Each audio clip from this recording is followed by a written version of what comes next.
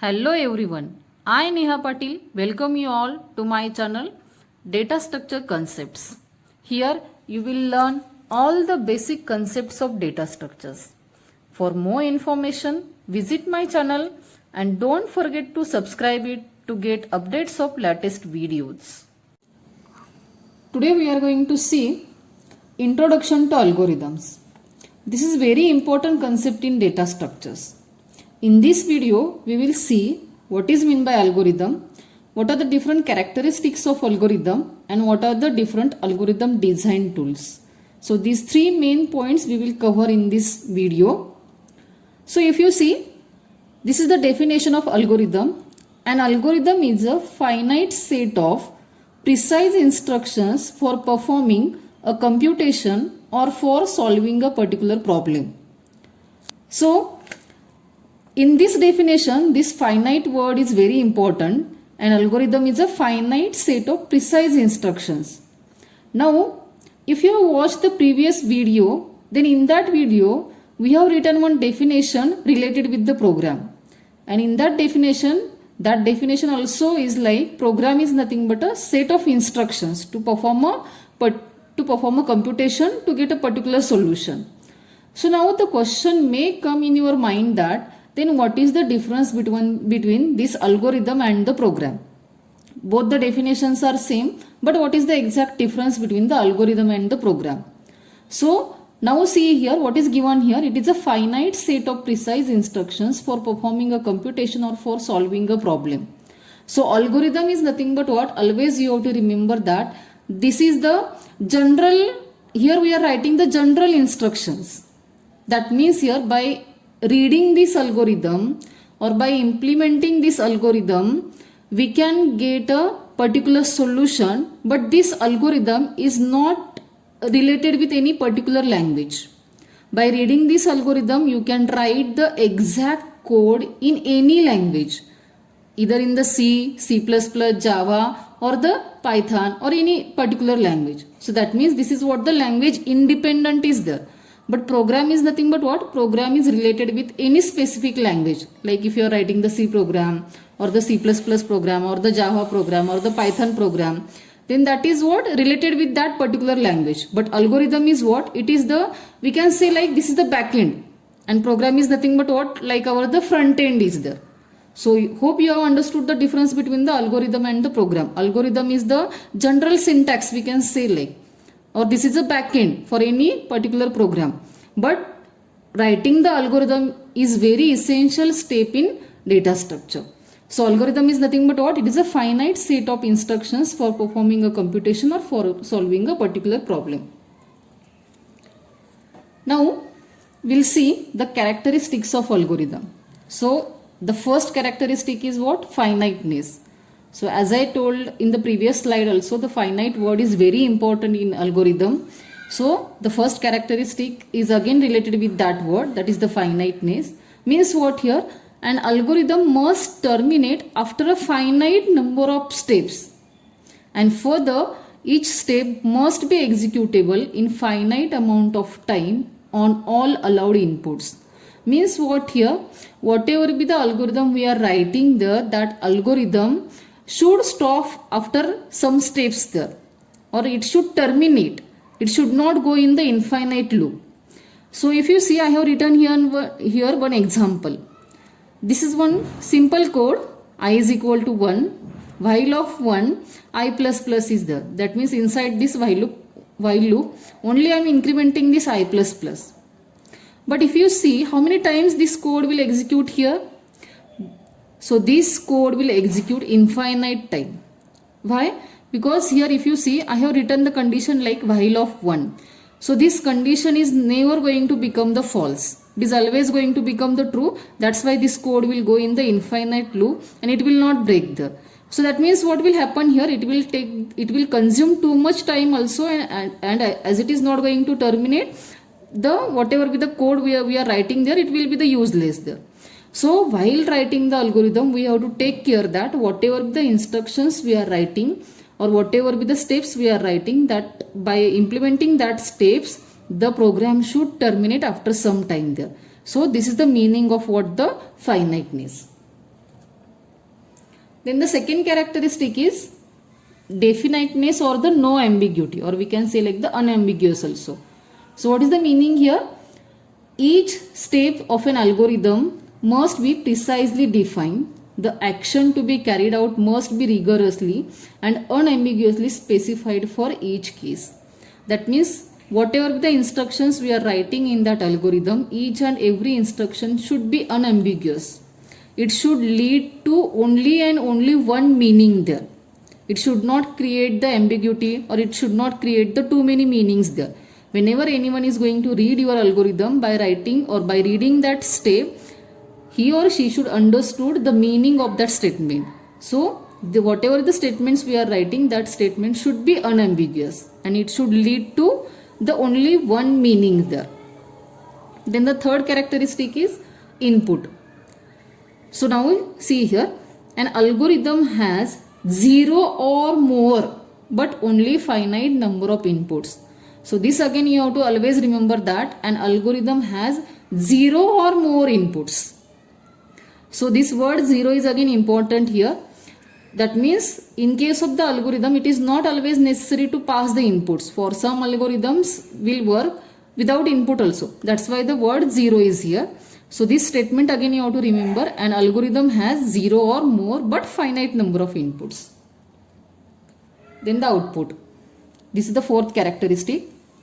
An algorithm has one or more outputs. So again see here, this one word is very important here. An algorithm has one or more outputs. That means each and every algorithm should lead to a particular solution. And that solution is nothing but whatever the output is there. So at least one output is expected for each and every algorithm. That's why the sentence is like this. An algorithm has one or more outputs there.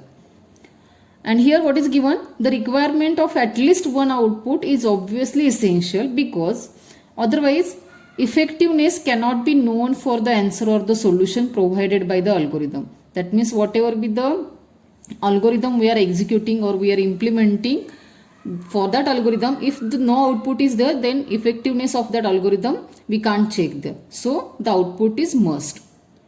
Then the fifth characteristic is effectiveness. An algorithm is also generally expected to be effective. This means that all of the operations to be performed in the algorithm must be sufficiently basic that they can in principle be done exactly and in a finite length of time. That means whatever be the steps we are writing there or the instructions we are writing there, by executing that instructions or by implementing that instructions, we should get a exact or the proper solution there. So the meaning is like this way. So these are the 5 characteristics of algorithm. Always you have to remember. Now we'll see the example how to write the algorithm. So this is the problem statement I have taken. Design an algorithm to add 2 numbers and display the result. Only simply we want to do the addition of the 2 numbers and we want to display the result. So for that purpose we can write the algorithm like this way. Only if you see here, there is no standard technique to write the algorithm. In our own words we have to write the sentences here or the instructions. So the step 1 is what? Start. Step 2, declare the 3 integers a, b and c. Then in the step 3, define the values of a and b. In the fourth step I have written like add values of a and b. Then the step 5 is store the output of step 4 to c, print the c and the stop. So this is the one way is there. So that means what we are doing here, we are starting, we are declaring 3 variables as we are going to add the 2 numbers here. So 2 variables we need for the input and 1 variable we need for the output. So we are declaring here the 3 variables. So define values of a and b is nothing but what? We are taking the input from the user in the a and b variables. Add values of a and b is nothing but what? We are writing the statement like a plus b here. And store output of step 4 to the c. That means the meaning is what? C is equal to a plus b. A plus b is equal to result we are going to store in the c variable and we are going to display it. So if you see, by reading these steps here, one can easily write the code in any language. So that's why we are saying like algorithm is nothing but what? The systematic approach, and it is what the logical approach is there. There is no standard way to write the algorithm. We can write it in our own words there. But that whatever be the steps we are writing, that should be the finite, unambiguous and the effective there. So for the same example, this is the alternative way is there. I have only reduced the steps here, and what I have done here, directly I am writing like the start add. That means suppose this is the add is the function is there. Get values of a and b. C is equal to a plus b. Display C and the stop. So we have only reduced some steps here, but this is what the alternative way is there. So in this way, step by step, you have to write the steps for the algorithm there. But while writing the algorithm, what care you have to do here, the sequence is very important. That means here, now see here, whatever the second step is there, get values of a and b. This should be the first step. Before this, C is equal to a plus b. You can't write like C is equal to a plus b first and after that get values of a and b. So that means sequence is very important in the algorithms. If I want to do the addition of the two variables here, that means I have to first accept the values for these two variables. Then and then only I can add these two variables. So this sequence is very important. So while writing the algorithm, you have to take care that whatever the instructions we have written, that instructions are in the sequence there. Now, the next point is algorithm design tools. So, these are the two tools are there, pseudocode and the flowchart. So, these are the two algorithm design tools are there. Pseudocode is the first tool, flowchart is the another tool is there. So, what is meant by the pseudocode? That now we will see. It is the informal high level description of the operating principle of a computer program. So if you see here what is given, informal high level description. That means in short what you have to remember here, the pseudocode is closer to the program or it's very close to the actual code, but it is not the actual code.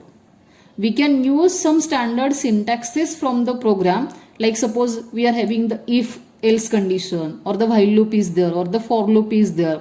That syntaxes we can use as it is in the pseudocode while writing the pseudocode, but that is not the 100% exactly the code for the your program there. So that's why it is written like it is the informal high level description of the operating principle of a computer program, but it is not the actual program there. Then what is given, human readable rather than the machine readable. It omits details essential for the machine understanding of the algorithm. Efficient and environment independent description of the key principles of an algorithm. So while writing the algorithm, pseudocode is one of the tool is there, and always what you have to remember here, that pseudocode is nothing but what, it is the code close to the program, but it is not the 100% correct code is there. Now the next tool is what, the flowchart. So flowchart is nothing but what, the diagrammatic representation of the steps to be executed for solving a problem. That means whatever the algorithm we have written there, that algorithm we can represent graphically here by using the second tool there, that is the flowchart. Flowchart is nothing but what, the graphical representation of algorithm, we can say like this way. So now this one is the algorithm versus pseudocode. So normally the question arises like, then what is the difference between the algorithm and the pseudocode? So always remember that the first thing is what, pseudocode is one tool to write the algorithm, and algorithm is nothing but what, it is the systematic logical approach or the set of instructions are there. An algorithm is simply a solution to a problem. An algorithm presents the solution to a problem as a well defined set of steps or the instructions there. Algorithm can be used to describe any high level task in computer science like a sorting algorithm or the quick sort algorithm. So in short, what, algorithm is nothing but what, it is a systematic approach or the set of instructions to implement a particular program, or always we are saying like algorithm is nothing but what, the backend is there. And pseudocode is nothing but what, it is a general way of describing an algorithm. Pseudocode does not use the syntax of specific programming language, therefore cannot be executed on a computer, but it is closely resembles the structure of a programming language and contains roughly the same level of detail. That means, as I explained you earlier, what you have to remember about the pseudocode, it is very close to the actual code, but it is not the actual code. Okay, now we will take example. So here I have written the algorithm for the linear search. Linear search is nothing but what, suppose we are having one array with us, and in that array if I want to search a particular element, then how we are going to write the algorithm. So start from the first element of the array and compare x with the each element of array. X is nothing but the element which I want to search there. So I will start from the first element of the array and I will compare this x with all the elements present in that array. If x matches with an element, return the index, and if x doesn't match with any of the elements, then return the -1. So these are what the simple steps are there, or this is the algorithm for the linear search. Now for the same linear search, how we can write the pseudocode, that I will explain you. So if you see, this is what the pseudocode is there. So if you see, this is the function linear search we have taken, and here we are passing the two parameters, that is the list and the atom. List is nothing but our whole array, atom is nothing but the x, whatever the element we want to search there. For index from 0 to length of list, that means it's like the syntax of the for loop. From I is equal to 0 to I is less than n, we can say like, if list of index is equal to atom, that means each element, suppose I is equal to 0. So if list of 0, that means if array of 0 is equal to atom, then what we are going to return the index, and if end loop return -1, end of function is there. So this is what the syntax is there, but it is not the actual code is there. It is only the closer to the actual code there. So this is what the exact difference between the algorithm and the pseudocode. Now this is the second tool is there, that is the flowchart. As I told you, flowchart is nothing but what? It is a graphical representation of an algorithm. So directly we'll see the examples. So now in flowchart we are going to use some symbols there. So the first symbol is what? The process symbol is there. So what is meant by the process symbol? It represents any process, function or action and is the most frequently used symbol in the flowcharting. The second symbol is the document symbol. It is used to represent any type of hard copy input or the output is there. That is the reports if we want to attach there. So for these two symbols, how it will look? See here. This is our process symbol is there. Normally if we want to implement any operation like addition, subtraction, multiplication, then at that time we are going to use this process symbol. And this is the document symbol is there. If we want to attach any particular document, then we are going to use the document symbol like this way. So, but normally we are not using this document symbol, but frequently we are using this process symbol. The next two symbols are the off-page connector symbol and the input-output symbol is there. So off-page connector is nothing but what? These are used to indicate the flowchart continues on the another page. That means if we are drawing the flowchart and if the page overs, then we are going to continue it on the next page. So at that time we are going to use this off-page connector symbol. And input-output is nothing but what? Whenever we want to take the input and whenever we want to display the output, then at that time we have to use this input-output symbol. So now we will see how it will look. So this is the off-page connector symbol is there. And this is what the input-output symbol is there. Always remember that in case of the process symbol, we are drawing the rectangle. But here in case of the input-output symbol, the rectangle edges are like the slanting edges are here. So this difference again you have to remember here. Process symbol and the input-output symbol is different. Both are not the same. Then the next is the decision symbol and the connector symbol. So decision symbol is nothing but what? It is a junction where a decision must be made. And connector symbol is nothing but what? It represents the exit to or entry from. So now we'll see how it looks. So it's like a diagonal. Always for the decision symbol we have to use the diagonal like this way. And this is the connector symbol. Circle only we have to write here. That is the connector symbol is there. Now this is what the example is there. So here I have written the algorithm and for that algorithm I have drawn here the flowchart. So if you see, the algorithm is what? Input M1, M2, M3, M4. That means we are taking the 4 inputs here. We are calculating the grade like grade is equal to M1 plus M2 plus M3 plus M4 divided by 4 here. That means it's like we are accepting some marks here and we are calculating the grade of that marks here. And if that grade is less than 60, then we are going to display like the fail, otherwise the pass.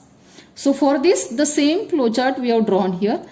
Always remember, this is the start symbol and this is the stop symbol is there. Always whenever you are going to start the flowchart and whenever you are going to stop the flowchart, you have to use the ovals like this way. These symbols you have to use. And now this is, if you see, this is the input. As we are taking the 4 inputs like M1, M2, M3, M4. So I have drawn the rectangle with slanting lines like this way. Then this is the process symbol. Grade is equal to M1 plus M2 plus 3 plus M4 slash 4, or the divided by 4 here. So actual processing we are doing here. So this is the actual, the rectangle. Then here we are testing the condition. Is the grade less than 60 or not? If it is less than 60, then we are going to print like the fail. If it is greater than 60, that means the result is plus. And then after this we are going to stop here. So like this way you have to draw the flowchart. This is the one example. We will take the another example also.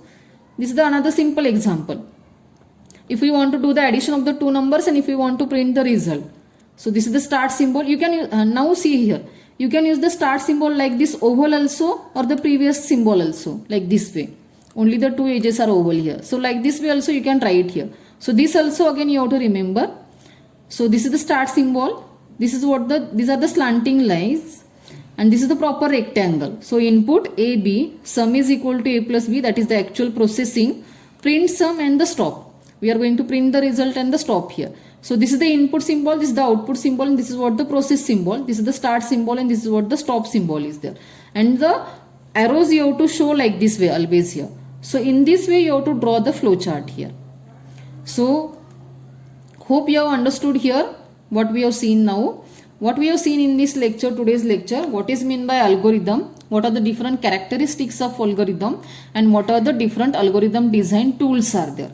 And by this, in this video, again you have to remember what is the difference between the algorithm, pseudocode and the program. Please be clear with these differences, what is meant by the algorithm, what is meant by the pseudocode, and what is meant by the program. So hope you have understood this lecture very well. So thank you for watching this video.